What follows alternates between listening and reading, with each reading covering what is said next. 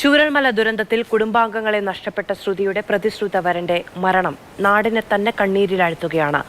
കഴിഞ്ഞ ദിവസം കൽപ്പറ്റ വെള്ളാരംകുന്നിലുണ്ടായ അപകടത്തിൽ ശ്രുതിക്കും പരിക്കേറ്റിട്ടുണ്ട്. ജെൻസന്റെ മൃതദേഹം ഇൻക്വസ്റ്റ് നടപടികൾക്ക് ശേഷം പോസ്റ്റ്മോർട്ടത്തിനായി സുൽത്താൻ ബത്തേരി താലൂക്ക് ആശുപത്രിയിലേക്ക് എത്തിച്ചു. ഓഡിറ്റോറിയത്തിൽ വെച്ചിട്ടാണ് പൊതുദർശനത്തിന് വെച്ചതിന് ശേഷം തുടർന്ന് വീട്ടിലേക്ക് കൊണ്ടുപോവുകയും അതിനുശേഷം അവിടുത്തെ സുരക്ഷാപരമായ കാര്യങ്ങൾ കഴിഞ്ഞതിന് ശേഷം നമ്മൾ പള്ളിയിലേക്ക് എടുക്കുകയാണ് ചെയ്യുന്നത്. ഏകദേശം ഒരു 2:30 ടൈമോടുകൂടി നമ്മൾ ഓഡിറ്റോറിയത്തിൽ വെക്കാവുന്ന രീതിയിലാണ് ഇപ്പോൾ പ്ലാനിങ് ഉള്ളത്. വൈകുന്നേരം ആയിരിക്കും, പക്ഷേ നടപടിക്രമങ്ങൾ ചെയ്തതിന് ശേഷം മാത്രമേ നമുക്കതിൻ്റെ ടൈമുകൾ കാര്യങ്ങൾ ഫിക്സ് ചെയ്യാൻ ആരംഭിച്ചുള്ളൂ. ഞങ്ങളിപ്പോൾ എല്ലാവരും അതിനോടുള്ള ആലോചനകൾ തുടങ്ങിയിട്ടേ ഉള്ളൂ. എം കമലും രാഹുൽ കെ വിയും വിവരങ്ങളുമായി നമ്മളോടൊപ്പം ചേരുന്നുണ്ട്. ആദ്യം കമലിലേക്ക്. കമൽ, പോസ്റ്റ്മോർട്ടം നടപടികൾ എപ്പോഴത്തേക്ക് പൂർത്തിയാകുമെന്നാണ് വിചാരിക്കുന്നത്?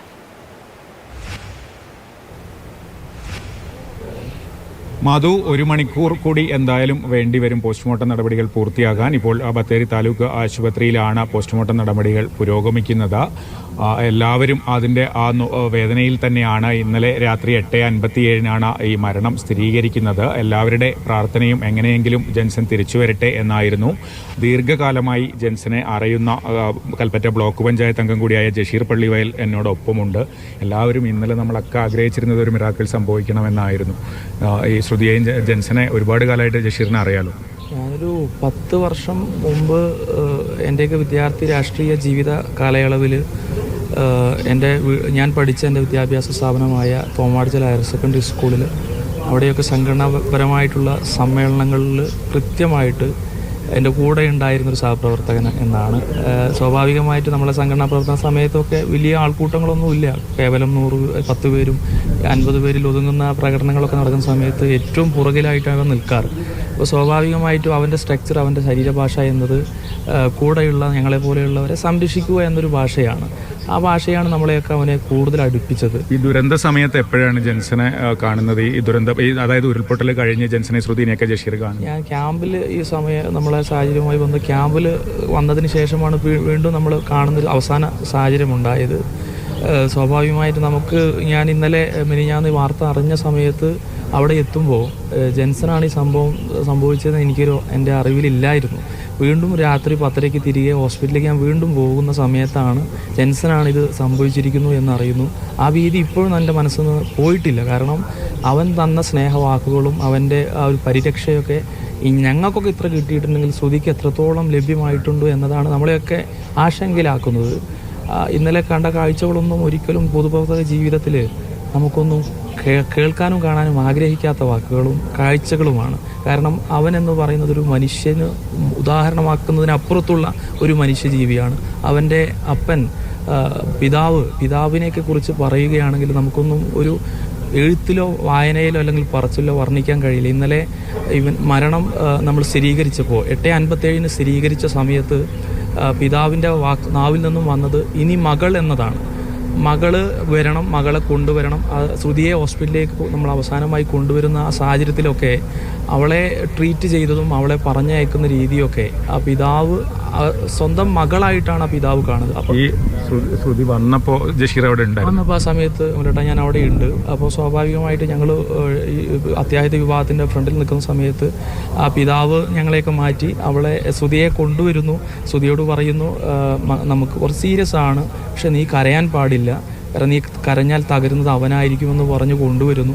തിരികെ BP കൂടുന്നു. നമ്മൾ ED-യിലേക്ക് മാറ്റുന്ന സമയത്ത് ശ്രുതിയെ മാറ്റി ED-യിലേക്ക് നമ്മൾ മാറ്റി. അതിനുശേഷം കൽപ്പറ്റയിലേക്ക് കൊണ്ടുപോകുന്ന സമയത്ത് പിതാവ് പൊട്ടിക്കരയാണ്. എൻ്റെ മകളോട് നാളെ ഞാൻ എന്തു പറയും, ഇനി എങ്ങനെ പറഞ്ഞ് ബോധ്യപ്പെടുത്തുമെന്നത്. ഈ സമൂഹത്തിനകത്ത് ആ പിതാവും ഈ ജെൻസനും ആ ഫാമിലിയും കാണിച്ച ഒരു വലിയ മെസ്സേജ് നമ്മുടെ സമൂഹത്തിനകത്ത് അത് വലിയ സന്ദേശമായിട്ട് ഇനി ജീവിക്കും. കാരണം അങ്ങനെയൊരു ഫാമിലിയൊക്കെ, അതായത് നമ്മൾ ഈ പറയപ്പെടുന്ന വിവാഹങ്ങളൊക്കെ നടന്നതിന് ശേഷമാണ് പല സംഭവങ്ങളും അല്ലെങ്കിൽ ഐക്യപ്പെടലുകളൊക്കെ ഉണ്ടാവാറ്. പക്ഷേ ആ ഒരു കുടുംബത്തെ അല്ലെങ്കിൽ അതായത് ഈ പിതാവിൻ്റെ അതേ ആൾരൂപമാണ് നമ്മുടെ ജെൻസൺ. ഈ ശ്രുതി വന്നപ്പോൾ എന്താണ് ശ്രുതിക്ക് അവിടെ നിന്ന് മനസ്സിലായി എന്ന് തോന്നുന്നു അല്ലേ? ഏകദേശമൊക്കെ കാര്യങ്ങൾ ആരും പറഞ്ഞില്ലെങ്കിൽ, ഇപ്പോഴും ആരും പറഞ്ഞിട്ടില്ല, പക്ഷേ ശ്രുതി കൈയൊക്കെ പിടിച്ചു നോക്കി എന്നൊക്കെ പറയണ്ടായിരുന്നു. നമ്മൾ ആംബുലൻസ് വരുന്ന സമയത്ത് നമ്മൾ പറഞ്ഞത് പിതാവിനെ വിളിക്കുകയാണ്. ശ്രുതി വിളിച്ചു. ഈ വിശ്വാസം ഒരു ട്രസ്റ്റാണല്ലോ. അപ്പോൾ പിതാവ് ലാസ്റ്റ് നമ്മളെ അച്ഛൻ പറഞ്ഞത് നമുക്ക് ഫർദറായിട്ടുള്ള ട്രീറ്റ്മെൻറ്റ് നമുക്ക് കൊണ്ടുപോകാമെന്ന് പറഞ്ഞു. അപ്പം ഇത് ശ്രുതി ഇപ്പോൾ വിളിച്ച് സംസാരിച്ചത് നമുക്കപ്പോൾ അവനെ കൊണ്ടുപോകാമെന്നാണ് പറയുന്നത്. ഏറ്റവും വലിയ വെല്ലുവിളിയും അതുതന്നെയാണ്. നമ്മളോടൊപ്പം രാഹുൽ KV ചേരുന്നുണ്ട്. രാഹുൽ ജെൻസന്റെ വീട്ടിലാണുള്ളത്. രാഹുൽ, അവിടെ സംസ്കാര ചടങ്ങുകൾ ഇന്ന് തന്നെ നടക്കും എന്നുള്ളതാണ് നമുക്ക് ലഭിക്കുന്ന വിവരം. അതിനുള്ള തയ്യാറെടുപ്പുകൾ എത്രത്തോളമാണ്?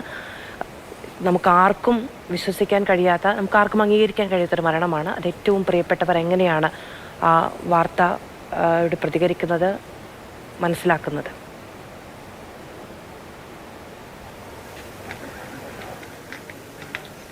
മധു, ഹൃദയഭേദകമാണ്. ഈ നാടൊന്നടങ്കം കണ്ണീരിലാണ്, വിങ്ങിപ്പൊട്ടുകയാണ്. ജെൻസൺ ജീവിതത്തിലേക്ക് തിരികെ വരും എന്ന വലിയ പ്രതീക്ഷയിലാണ് എല്ലാവരും തന്നെ ഉണ്ടായിരുന്നത്. അതിനുവേണ്ട പ്രാർത്ഥനയിലാണ് ഉണ്ടായിരുന്നത്. ജെൻസൻ്റെ വീട്ടിൽ ഇപ്പോൾ അച്ഛനും അമ്മയും സഹോദരിയും അടുത്ത ബന്ധുക്കളുമാണുള്ളത്.